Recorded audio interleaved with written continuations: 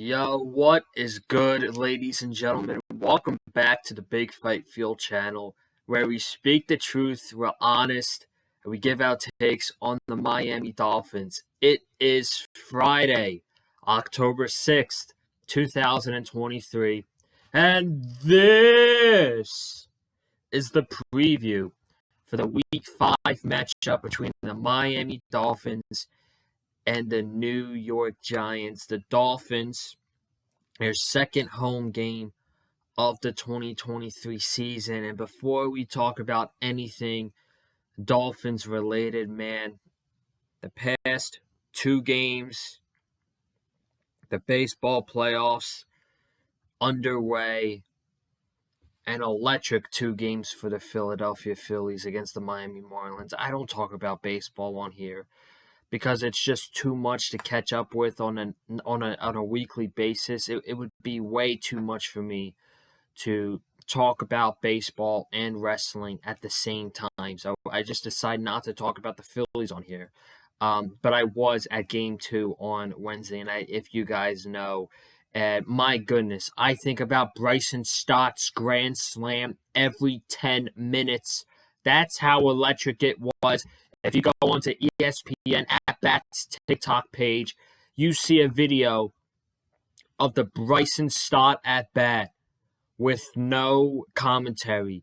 It's 45,000 people singing A-OK by Taya Verdes, and then Bryson Stott on the first pitch, kabow, kabow, kabow. He hits a grand slam against the Miami Marlins, ending their season. I don't have to talk trash about the city of Miami anymore. I hate the Marlins, but as you guys know, I love the Dolphins. And now I don't have to talk trash about Miami. It feels great. The Marlins had a good season, but they didn't even deserve to be in that wild card round against the Phillies. They didn't even deserve to be there. The Phillies were a much better team than the Marlins. Aaron Nola pitched electric on Wednesday night.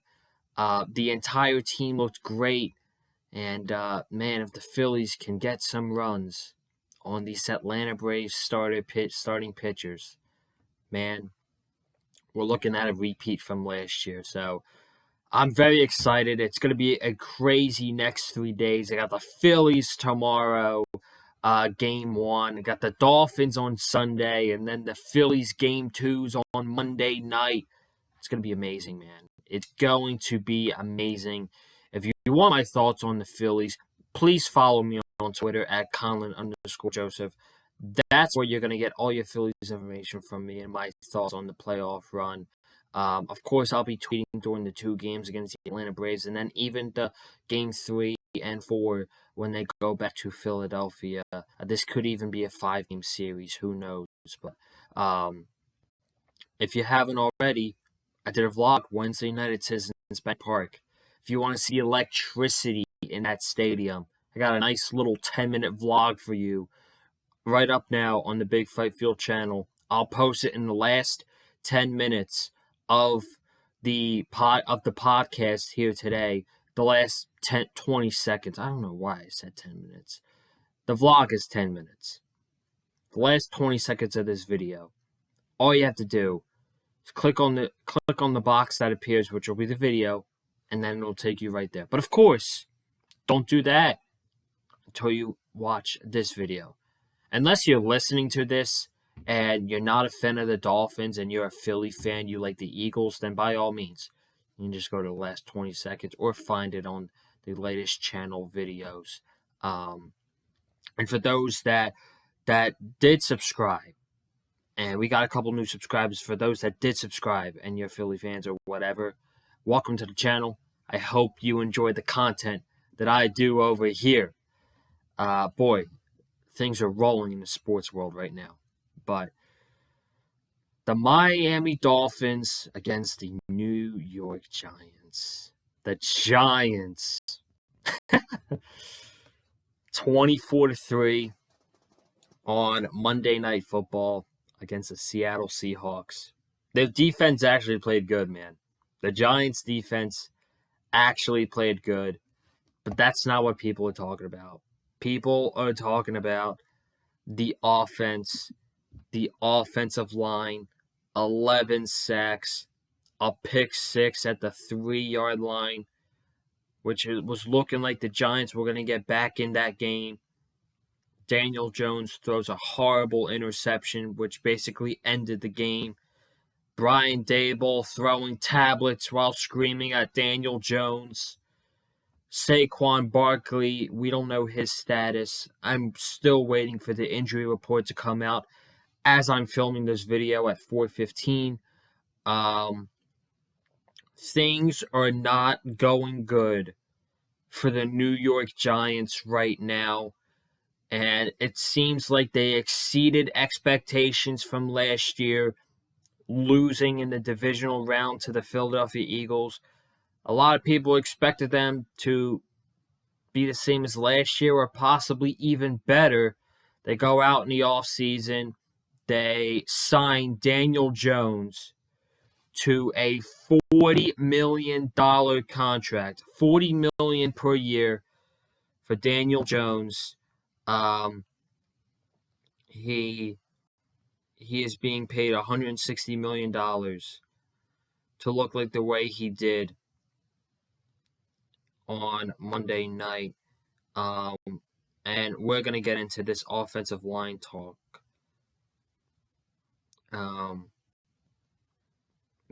But as much as I said about the Giants right there, the Dolphins cannot overlook the New York Giants on Sunday. They're coming into this game off an embarrassing loss to the Buffalo Bills. A lot of people on Dolphins Twitter might have overreacted. Big O, if you guys know Big O, he's calling the defense and Vic Fangio frauds. Josh Boyer has had a better start last year than Vic Fangio has this year, which I'm not going to disagree with. I'll talk about the defense when we get to the game because we've got a lot to say about the Dolphins defense. But they go to Buffalo. They get humbled. Tua even says that, we might have needed this. There's a couple guys in the locker room who weren't humbled going into this game, and now they are humbled coming out of the game based off the ass kicking that the Buffalo Bills gave the Miami Dolphins last week in a 48-20 blowout loss up at Orchard Park. Mike McDaniel looks really pissed during the post-game show. He doesn't show it, but you can tell Mike McDaniel was pissed after that blowout to the Buffalo Bills. Tyreek Hill says, "You'll never see that from our roster ever again." Tua says, "We have higher standards from that." I don't know who on the offense needed to, or who on the team needed to be humbled. It basically seemed like the entire defense needed to be humbled because they were atrocious. And a lot of Dolphins fans in the offseason were saying that the biggest acquisition for the Dolphins in the offseason was Vic Fangio being the defensive coordinator. That doesn't look good at all right now. And as a Dolphins fan, I have no confidence in the defense right now. The offense, you can't put up historic numbers every week to help out your defense. And, listen, Tua still nearly threw for 300 yards. It was his worst game of the year. Devon Achane, it's Achane, not A-Chain. Devon Achane ran for 100 yards again. He's being praised by everyone, man. Fantasy football, he's starting now. Tua's praising him. You got opposing teams praising him. He really didn't play much in that game against the New England Patriots, but he played against the Broncos, and he played against the Buffalo Bills, and he's 6th in the NFL in rushing yards. That is an absolute crazy stat. He's got 4 rushing touchdowns on the season, 2 receiving touchdowns. So he's basically got 6. He's got 6 touchdowns for the Miami Dolphins. The kid's future in Miami he's got such a high ceiling. And I know I'm rambling on about random topics, and I want to get in order in a little bit because today was a day for the Miami Dolphins. But Devon Achane, man, kid is unbelievable. I love watching him. But that was basically the only real spotlight in that game last week was Devon Achane. And this week, you look at this Giants game in Miami. Dolphins opened up as 9.5-point favorites last Sunday. Now, on Friday afternoon, at time of recording, 4:20, they're 12-point favorites against the New York Giants.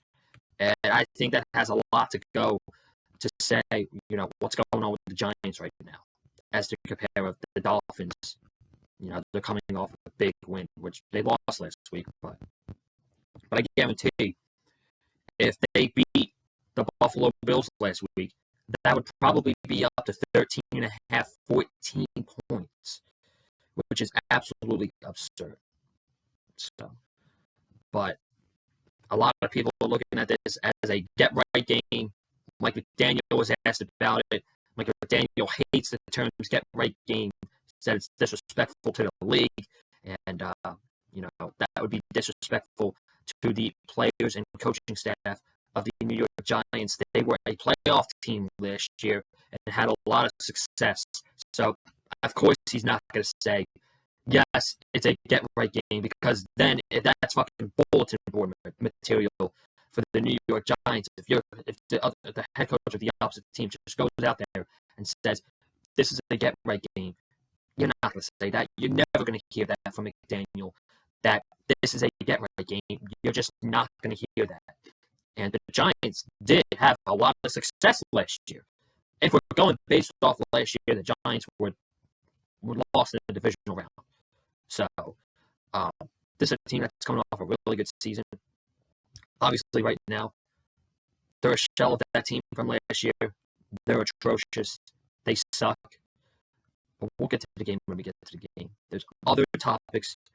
There's other stuff to talk about with your Miami Dolphins right now. And the Dolphins actually made a trade today. And it's a trade I didn't see coming. But, you could see this as the big picture with this trade that made today. Today, the Chicago Bears traded wide receiver Chase. The Chicago Bears traded wide receiver Chase Claypool and a 7th-round pick to the Miami Dolphins for a 2025 6th-round pick. So now the Dolphins, they get Claypool. And when I first saw this on Twitter, I saw on the Dolphins Instagram story that there's a trade, that the Dolphins made a trade. I'm like, I gotta go check this out. My team just made a trade. And they go out and they get Chase Claypool. And I don't really know how to feel about it, dude. The Dolphins had a stacked wide receiver room going into the season. And then 2 of your receivers go down in River Craycraft and Eric Ezukama, both placed on IR. Craycraft with a shoulder injury and Ezukama with a neck injury. And that tells me that those guys are going to be out for probably until the end of the season or possibly the whole season. And we're not going to see either River Craycraft or Ezukama for this season. And it made me realize not necessarily Ezukama, but River Craycraft is a big loss for the Miami Dolphins. And the reason it was is because Craycraft, he's not 6'5" or anything, but he gave the receiving room a little bit of size. He's a good blocker in the run game. And Mike McDaniel, his iota, You need your weapons to block too. You can't just have them to go out there and catch. That's why Durham Smythe is tight end number 1 right now for the Dolphins. It's because the man can block.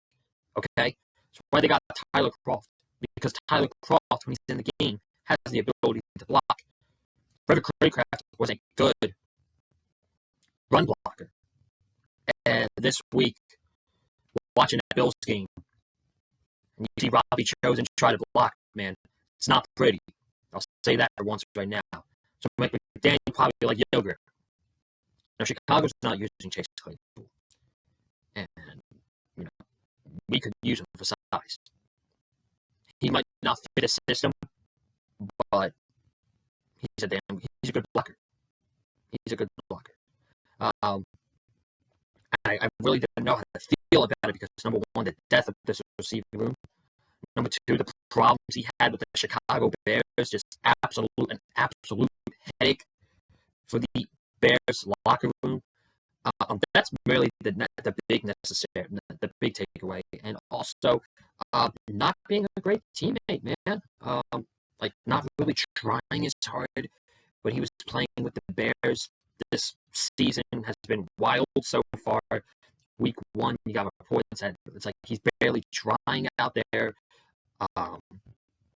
Against the Packers, he only gets 2 catches for 16 yards. Then week 2, it seems like he's going to turn it around. He scores a touchdown from Justin Fields. And then week 3, same stuff from week 1. Looks like he's not even trying out there against the Kansas City Chiefs. Then last week, he's asked by the Bears media, he says, do you think this coaching staff and this offensive staff is using you to your best potential? And he goes out there and says no.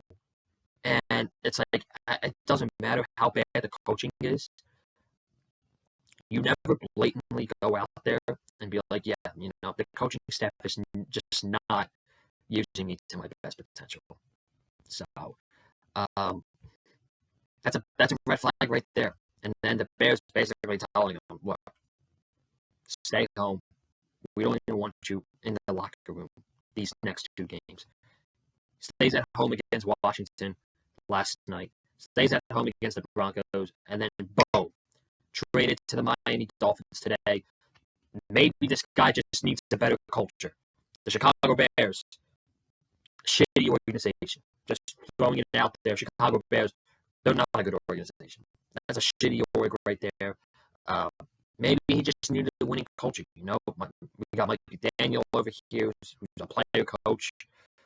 Tua, one of the nicest people in the NFL. Tyreek's very humble. I think Tyreek can teach Chase Claypool the playbook. I don't know how much Chase Claypool is going to contribute to the Miami Dolphins this season. He hasn't even learned the playbook yet this season. He doesn't know the playbook for the Miami Dolphins offense. It's going to take a while for him to learn. Excuse me.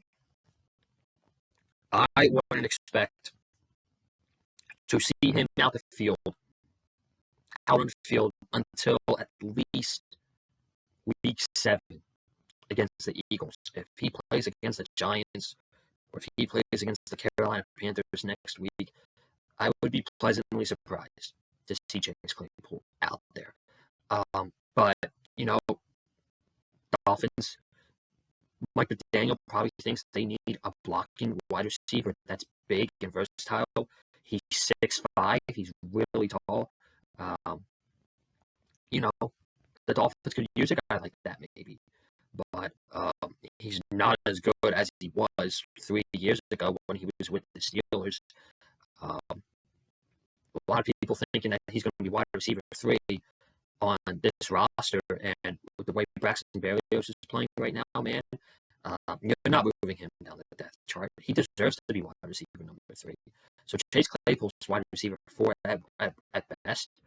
I can see the Dolphins. I can see McDaniel using Chase Claypool as a red zone threat just because of his size. But, I don't know how much playing time I don't know how much he's going to contribute to the offense. But it's good last year of his contract.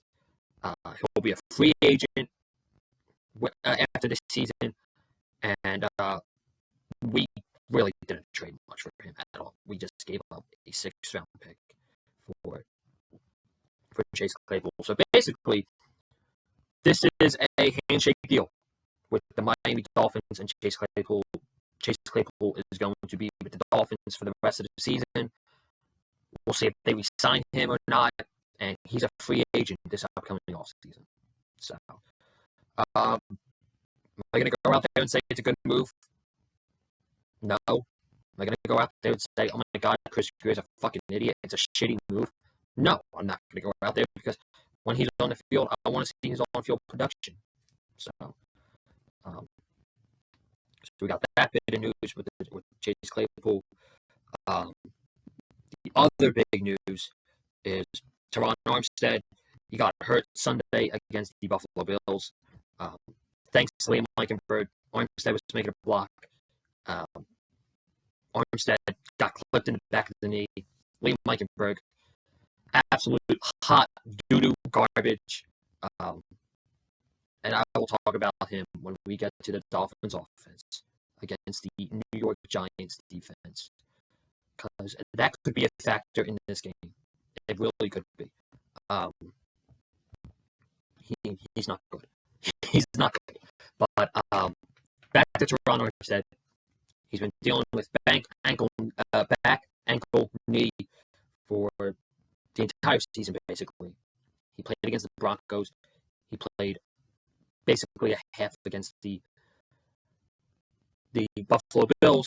And now today, Mike McDaniel says we're putting Teron on IR. So now Teron can't play the Giants, the Panthers, the Eagles, which is really going to hurt, and the Patriots. So the earliest he can come back is week 9 against the Kansas City Chiefs. And at that point, I don't think they're going to play him because the Dolphins are on a bye the following week. So I'm guessing we're not even going to see Teron Armstead until week 11. And it's time to have this conversation because when the Miami Dolphins signed Teron Armstead, I was very happy. Teron Armstead, when he's on the field, is one of the best tackles in the NFL. It's just the way it is. He is one of the best tackles in the NFL when he's on the field. And he's up there with Trent Williams. He's up there with Lane Johnson from the Eagles. He's up there with a whole bunch of guys. But when he's on the field, he is he's one of the best tackles in the NFL.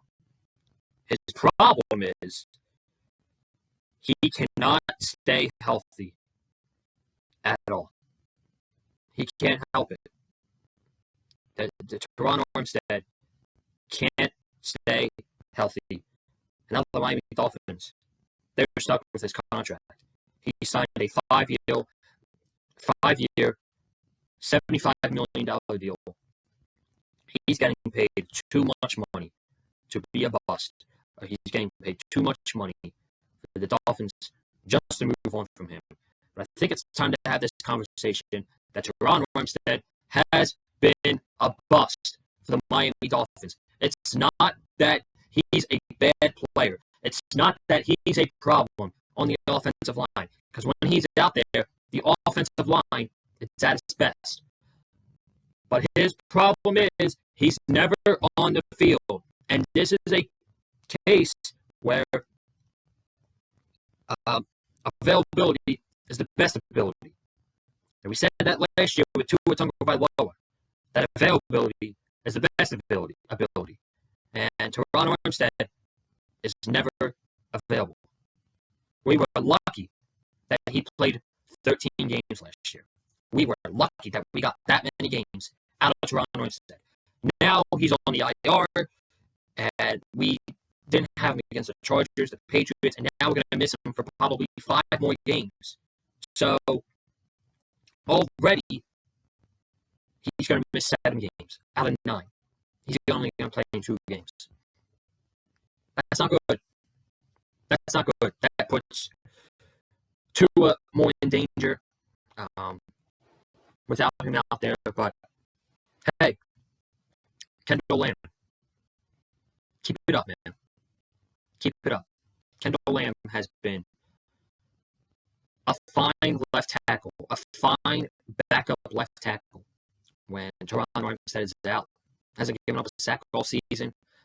Was kind of thrown into the dust last week, so he didn't look great. The offensive line didn't look great at all last week, but the best ability is availability, and Teron is never on the field, so you can't be like it's hard to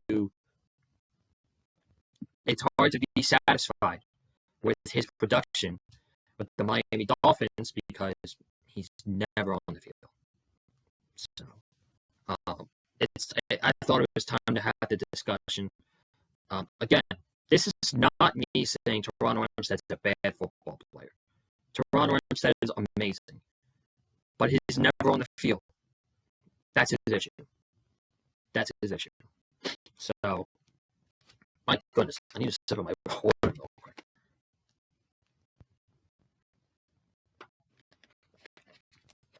We are just approaching 27 minutes into the podcast, and we haven't even gotten into the game yet between the Giants and the Miami Dolphins. But before we do, be sure to go ahead and check out my post-game recap video between the Miami Dolphins and the Buffalo Bills from last Sunday. If you want to hear me talk about the absolute shellacking the Buffalo Bills gave the Miami Dolphins, go ahead and check it out.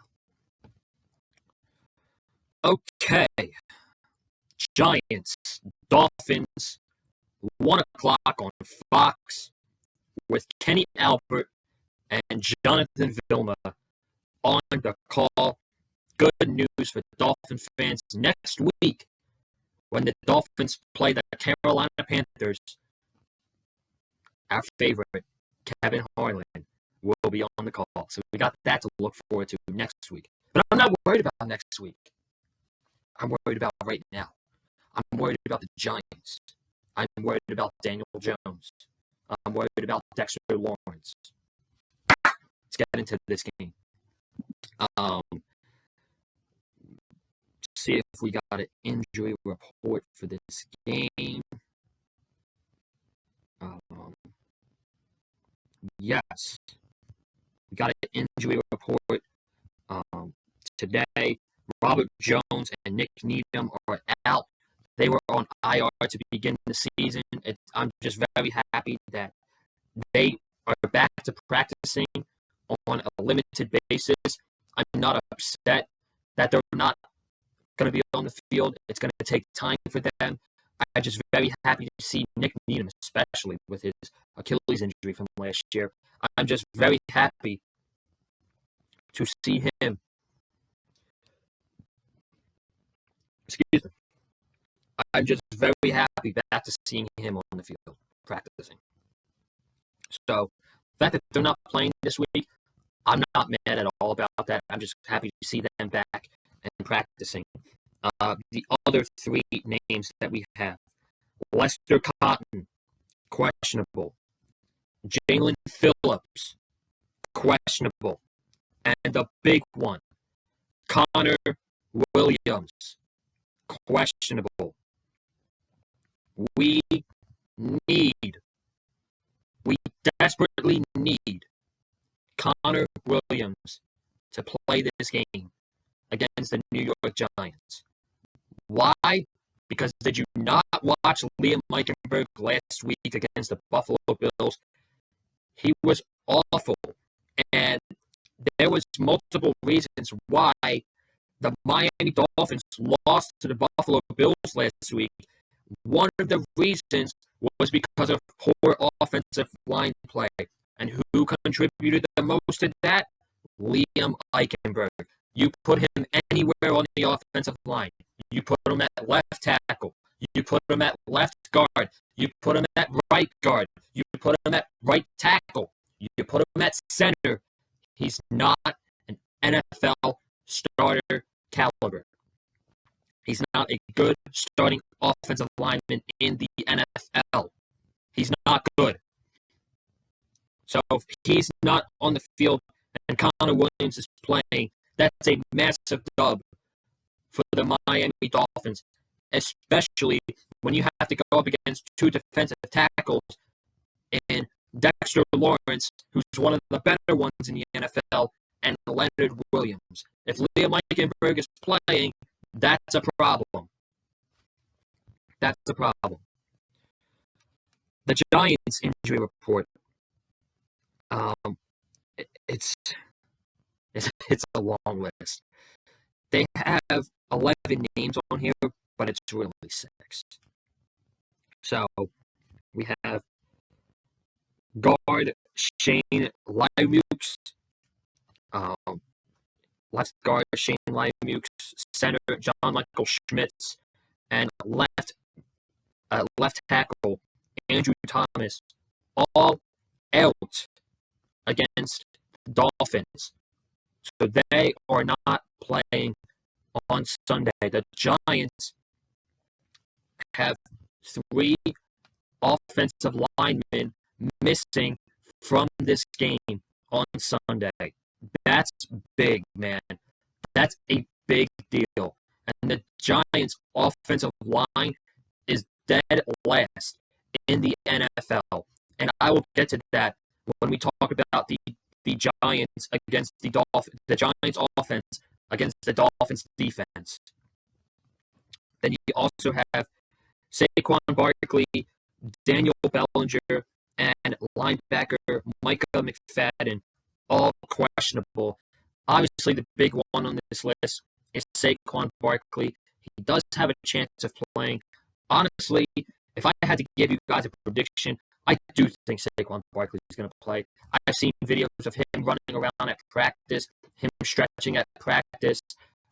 He does not look bad at all. And the only chance, and at least a lot of people are saying the only way the Giants will have a chance to win this game is if Saquon Barkley is on the field. That's not coming from me. That's coming from other Dolphin fans and media outlets on social media. That is not coming from me. So that's your injury report for the Dolphins and the Giants. Giants missing 3 players, Dolphins missing 2, but they haven't played all season because they started out on IR. So we're going to get into the matchup between the New York Giants defense and the Miami Dolphins offense. So let's get into some numbers here. Actually, let's do that. We'll start with the Giants defense against the Dolphins offense. Giants overall have the 19th best defense in the NFL with 341 yards given up per game. The Dolphins, number 1, 511 yards per game. The Giants pass defense, 11th, 213.5 passing yards per game. The Dolphins, number 1, 343.5 passing yards per game. The Giants' rush defense is 25th with 133 yards given up per game. The Miami Dolphins, number 1, with 176.5 rushing yards per game. So, if there's any bright spot that the New York Giants have right now, it is their defensive line. Dexter Lawrence has a 91 PFF grade right now. Leonard Williams, he's a monster. He's really good. And second year edge rusher Kayvon Thibodeau, he he contributed for 2 sacks against the Seahawks.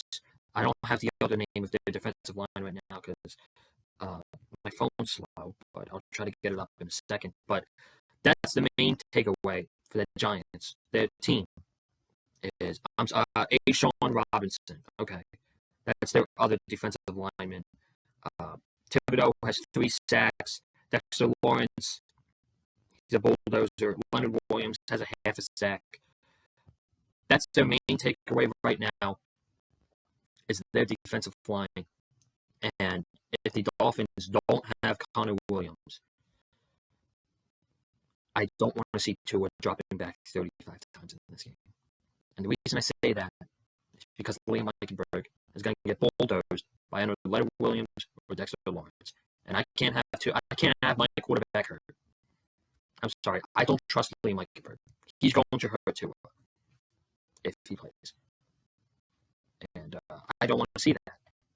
Because Liam Eichenberg was the reason why Teron Armstead's now on the IR. He's just not good. He's not good. He's not an NFL starting caliber offensive lineman at any position. But what are some keys for me for the Miami Dolphins offense? Number 1, run the ball. And if you run the ball more, that is going to give you less stress about Liam Eichenberg trying to block Dexter Lawrence or Leonard Williams, because they're probably going to bulldoze him. And the Dolphins have a great 1-2 punch right now with Devon Achane and Raheem Mostert. Who is running back 1 right now? I would still give it to Raheem Mostert, but you have got to continue to give Achane carries. The Dolphins did not have a good run-pass balance last week at all, which, I mean, I don't hate it because you're down 31-14 at halftime. You have to throw the ball. That's just the way it is.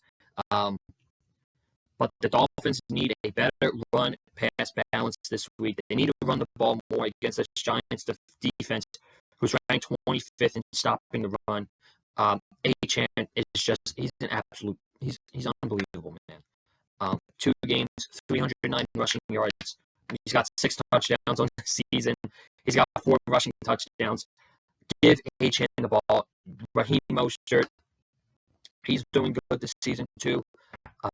Played well against the Patriots. Played great against the Denver Broncos. Got a touchdown against the Chargers last week. Sucked. He needs a better game. He's looking out to come back and probably play a better game than he did last week. Raheem Mostert and Devon Achane, I'm looking for big contributions with those 2 guys going into this game against the Giants. My second takeaway, my second key for this game is better offensive line. And obviously we can pinpoint Liam Eichenberg and how bad he was last week. Out of all centers in the NFL, 44 centers that have played this season in the NFL, Liam Eichenberg, according to PFF, 44th.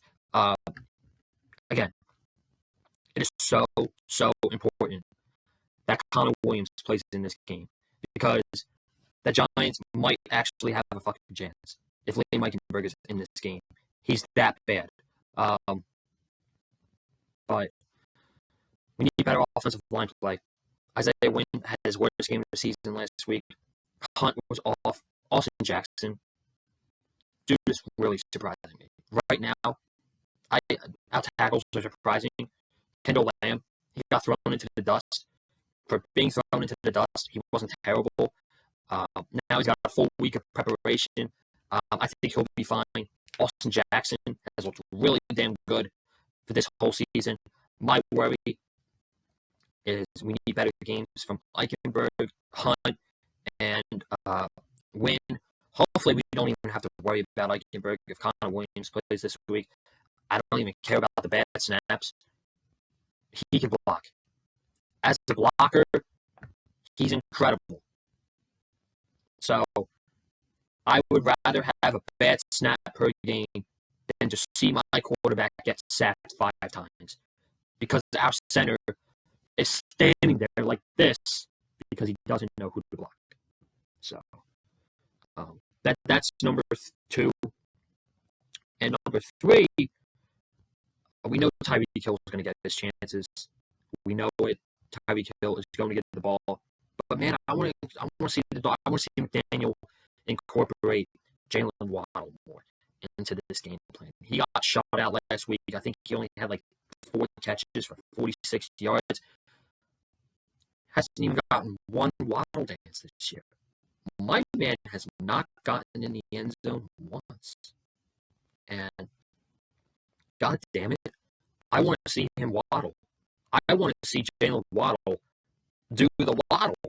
And the only way we can do that is incorporating him more into the game plan, get him more opportunities with the football, and then we can see him waddle in the end zone. Because when Jalen Waddle waddles in the end zone, it's epic. Okay? It's epic. Tyreek Hill touchdowns are epic as well. So if Tyreek Hill scores touchdowns, any Miami Dolphins receiver scoring touchdowns is epic. But I really want to see my guy Waddle get a touchdown this week. I really want to see him. He's too good. He's too good to be getting lack of production. So those are my 3 keys this week. Run the ball, better offensive line play, and incorporate Jalen Waddle more into the game plan.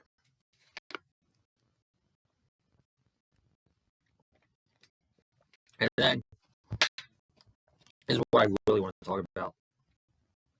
This is what I really want to talk about. The Giants' offense against the Dolphins' defense.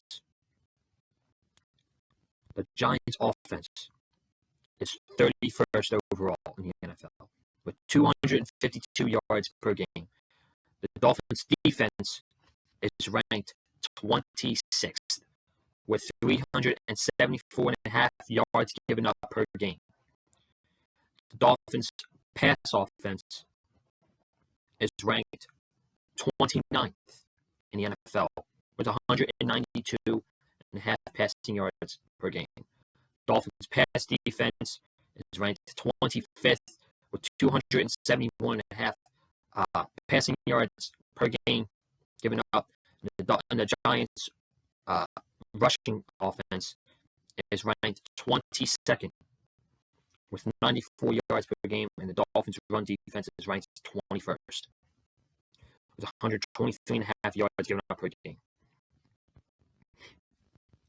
I usually don't do this, but I want to tell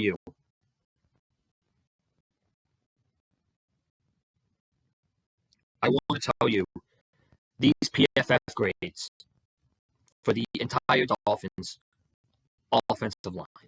It's bad. It's really bad. So, the backup left tackle, Joshua Ezewedu, I think that's how you say his name. He's the backup left tackle for Andrew Thomas. He has a PFF grade of 49.7. The left guard for the New York Giants, Ben Bredesen, has a PFF grade of 50.3. Okay? John Michael Schmitz, who's not playing this week, has a PFF grade of 49. So, I don't even know who the center is going to be for the New York Giants going into this game. So, that's a worry for them, not for us. The right guard for the Giants, Marcus McKeithen, has a PFF grade of 49.7. And second-year right tackle, Evan Neal, the Giants took with the 7th overall pick last year, has a PFF grade of 42.5. The Giants are far and beyond the worst offensive line in the NFL. And it was clearly obvious if you watched Monday Night Football against the Seattle Seahawks, they are abysmal. That offensive line is abysmal. And Daniel Jones has no time to do anything because he has no protection from the offensive line. And last week, the Giants were missing 2 starters. This week, they're missing 3 starters. I don't even know who their center is going to be. It's probably going to be somebody from the practice squad, I can imagine. But the Giants are going into this game after a huge, with the offense just being an absolute disaster. I've watched a lot of Giants this year so far. I watched them against the Cowboys, the 49ers, and the Seahawks. And every time I watch them, their offense is an absolute disaster. A disaster. And the defense for the Dolphins has not impressed me, to say the least, this year. Vic Fangio has not been good. And I feel like us Dolphin fans are overrating the Dolphins' defense. I feel like we're overrating them. Christian Wilkins has 14 tackles and a sack this year. I mean, that's okay numbers, but for his standards, if he wants to get paid $23 million a season, he needs to be better. Raekwon Davis has been a ghost this year. Zach Sealer has been a ghost. 13 tackles, basically the same stats, but he's getting paid $38 million. You need to play better. Jalen Phillips, I can't really harsh on him because he's barely seen the field this year. He played the Chargers, which he got a sack in that game, half a sack. He didn't play against the Patriots. He played a half against the Broncos, and he didn't play against the Bills. So I can't harsh on Jalen Phillips because that wouldn't be fair. Bradley Chubb, he's been a ghost this year too, man. He's getting paid way too much money to be playing the way he is. And, he's a good player. Bradley Chubb is a good player. But more and more we look at this deal, I feel like Chris Greer he overpaid for Bradley Chubb. And he gave up too much for Bradley Chubb as well because he has not been as productive as you want him to be for the Dolphins. So, one of my key takeaways, and it's Xavier Howard, 1 interception. He's looked better, but Kato Kohu, not good. Justin Bethel, not good. Eli Apple doesn't even play. We barely see Cam Smith. I don't even know what that's about. We have not seen Cam Smith play corner once this year. Maybe in that blowout game against the Denver Broncos, but that's it. Get the kid opportunities, Vic. Jesus Christ.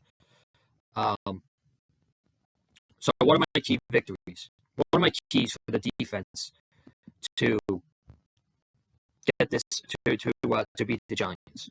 Okay, number 1, you got to sack Daniel Jones. Daniel Jones has been sacked 22 times. 22 times in 4 weeks. And the Dolphins' defensive line has problems getting to the quarterback.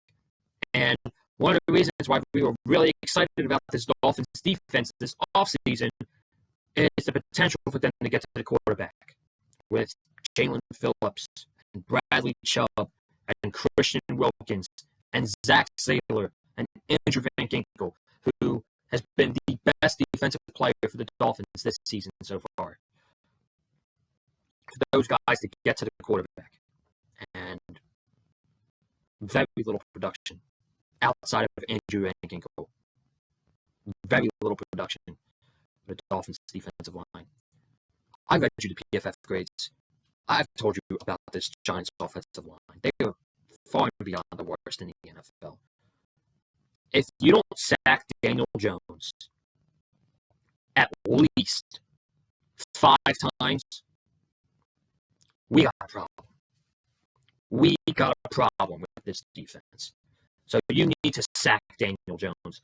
You need to take advantage of this abysmal offensive line for the New York Giants. You need to sack Daniel Jones' ass. Okay? Number 2, better run stoppage from our linebackers. I'm watching Jerome Baker against the Bills last week, and he's sitting in the zone while Latavius Murray just runs right past him. These guys were bad against the Bills last week in the running game. And if the Dolphins are going to make any trades at the trade deadline, trade for a fucking linebacker that's better than Jerome Baker. Okay? We need better production out of them. And number 3, what I'm going to say, contain Daniel Jones. What does that mean? I'm not scared of Daniel Jones throwing the ball. If you can't, God forbid, you can't get to Daniel Jones, do not let him use his legs. Make him throw the ball, and hopefully our secondary can make a play. Hopefully Cater can make a play this week. Hopefully Xavier Howard can make a play. Justin Bethel, Javon Holland. If you can't get to Daniel Jones and he's scrambling to his left or his right, don't give him the opportunity to run, because he'll kill you with his legs and he'll get the first down. So, that's all I got. What are my predictions for this game? I mean, look, man, it's hard. Honestly, I'm excited for every Dolphins game I watch, but it's hard to get excited for this one because it feels like you should be going into this game and you should absolutely blow the door off the Giants. And it feels like if you win this game by less than 10 points, it could feel like a loss. And hey, that's a problem. But I think the Dolphins are going to win this game easily. Maybe it will be competitive in the first half. I don't really know. But in the second half, I think the offense are going to get things clicking, and the Dolphins should win this game. So, yeah, that's what I got, man. My voice is hurting. I'm past 50 minutes. I had to talk about Chase Claypool, and I had to talk about Toronto instead. Now I'm done. I'm getting out of here.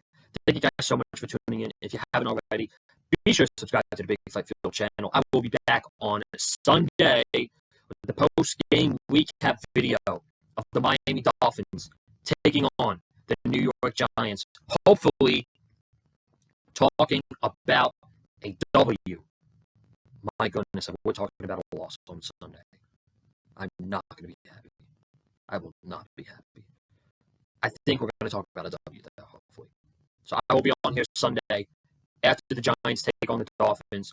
Comment down below your thoughts on this game coming up. If you're a Dolphins fan or you're a Giants fan, leave a comment down below. I want to know your thoughts. Hit the like button if you like what you heard from me. And follow me on Twitter at Conlin_Joseph. I'll be doing a lot of tweeting these next 3 days, man. I'll be tweeting during the Phillies game on tomorrow night. Certainly going to be tweeting during the Dolphins game on Sunday. And I'll be tweeting during game 2 between the Phillies and the Braves. It's going to be a crazy 3 days, man. I'm very excited. Very excited. I'm getting out of here. Thank you guys so much for tuning in. And I'll see you on Sunday. Have a good night. Stay safe. As always, stay classy and fins up. Let's go.